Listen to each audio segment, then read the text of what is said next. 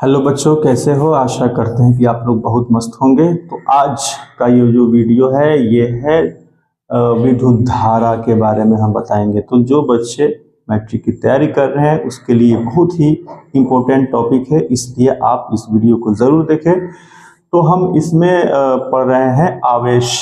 आवेश क्या होता है? देखिए, आवेश को हम पहले ही बता चुके हैं कि आवेश जो होता है यह एक पदार्थ का गुण होता है जिसके चलते उस पदार्थ में विद्युतीय या चुंबकीय गुण उत्पन्न होते हैं। क्या होते हैं?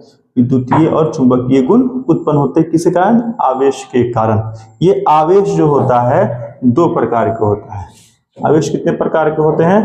दो प्रकार के होते हैं। एक होता है धन आवेश और एक होता है ऋण आवेश। क्या होता है? धन आवेश और एक होता है ऋण आवेश। ध्यान रहे, जैसे कि ध्यान दीजिए, ये एक कलम है। कलम को हम क्या करेंगे? ये आवेश जो घर्षण के कारण भी उत्पन्न होता है, ऐसे हम रगड़ेंगे, ठीक है।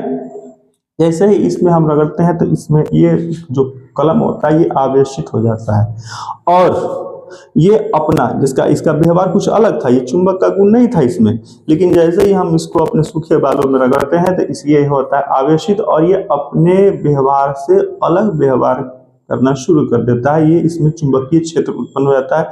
ये छोटे छोटे कागज के टुकड़ों को अपने ओर आकर्षित कर सकता है, ठीक है। तो ये आवेश हो गया। तो इसमें धन आवेश होता है। अब हम समझेंगे कि धन आवेश और ऋण आवेश क्या होता है। ध्यान रखिए, जब हम इसको बाल में रगड़ रहे हैं तो हमारे बाल में का जो कुछ इलेक्ट्रॉन होता है, इलेक्ट्रॉन हम पहले भी बता चुके हैं, ये एक मौलिक कण है परमाणु का, जो कि एक पदार्थ से दूसरे पदार्थ में जा सकता है। इलेक्ट्रॉन, ये प्रोटॉन और न्यूट्रॉन स्थिर रहता है, वो परमाणु के नाभिक में स्थिर रहता है, लेकिन इलेक्ट्रॉन एक पदार्थ से दूसरे पदार्थ में जा सकता है।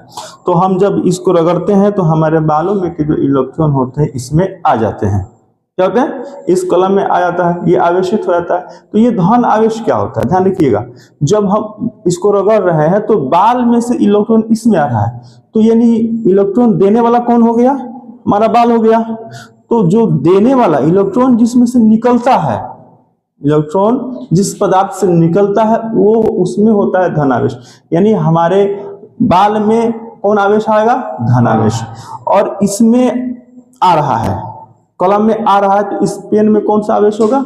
ऋण आवेश होगा। समझे? यानी जो पदार्थ इलेक्ट्रॉन को त्याग करता है, इलेक्ट्रॉन को देता है, वो उसमें आता है धन आवेश, और जो पदार्थ इलेक्ट्रॉन को लेता है वो ऋण आवेश।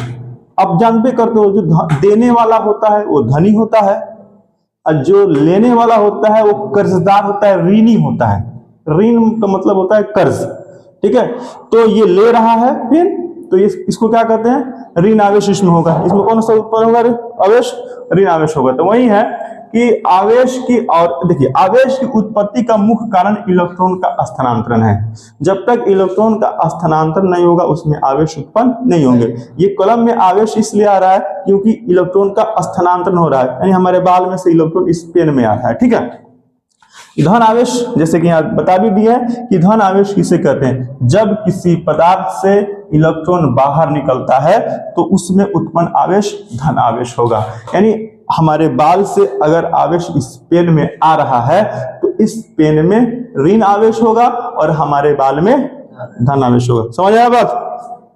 ऋण आवेश, ऋण आवेश जो होता है जब कोई पदार्थ इलेक्ट्रॉन को ग्रहण करता है यानी लेता है तो उसमें ऋण आवेश होगा। क्या होगा?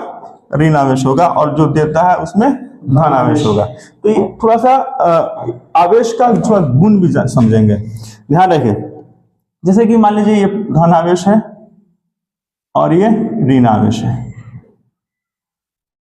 ये धन आवेश है और ये ऋण आवेश है। ध्यान रखिए, जब धन आवेश और ऋण आवेश होता है तो ये एक दूसरे को क्या करेंगे?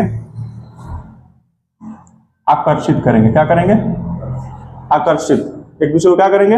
आकर्षित करेंगे। धन आवेश और ऋण आवेश यानी अलग अलग आवेश है। क्या है? अलग अलग आवेश है, तो एक दूसरे को आकर्षित करेगा, इन सटेगा। क्या करेगा? सटेगा। और अगर सेम सेम, जैसे ये प्लस और ये पल से हो गया, सेम आवेश है, ये क्या करता है? प्रतिकर्षित करता है। क्या करता है? प्रतिकर्षित यानी हटेगा। क्या होगा? हटेगा। क्या होगा? हटेगा। अगर आवेश सेम है, अगर माइनस से क्यों ना हो जाए, दोनों ऋण आवेश है, ये भी क्या करेगा? प्रतिकर्षित करेगा। ठीक है, एगो माइनस और एगो प्लस जब रहेगा तो वो क्या करेगा? आकर्षित करेगा। क्या करेगा? आकर्षित करेगा। तो इसको हम लोग कहते हैं, जैसे कि ये अलग अलग है, ये सेम है, तो जो सजातीय आवेश होता है, चलिए उसको यानी अलग हम टॉपिक में उसको बताते हैं। आवेश के जो गुण होते हैं, जो हमने अभी बता ही रहा था कि अलग अलग आवेश है। अगर आवेश अलग अलग है, एक प्लस है और एक माइनस है, तो वो क्या करता है? आकर्षण करेगा। क्या करेगा? आकर्षण करेगा। और सेम आवेश है, चाहे वो दोनों प्लस है क्यों है, दोनों प्लस है प्रतिकर्षण, दोनों माइनस है प्रतिकर्षण, और एक माइनस एक प्लस, वो क्या करेगा? आकर्षण। यानी कहने का मतलब ये हो गया कि अगर आवेश सेम रहेगा तो वो क्या करेगा? प्रतिकर्षण करेगा। क्या करेगा? प्रतिकर्षण। और अलग अलग आवेश जब रहेगा वो आकर्षण करेगा। सेम आवेश को कहते हैं सजातीय आवेश। सजातीय आवेश जो होता है उसको क्या करेंगे? प्रतिकर्षण करेंगे, एक दूसरे को हटाएंगे, हटेगा। क्या करेगा? हटेगा। और विजातीय आवेश जो होता है वो क्या करेगा? आकर्षण करेगा। ठीक है, समझ आया बात? चलिए।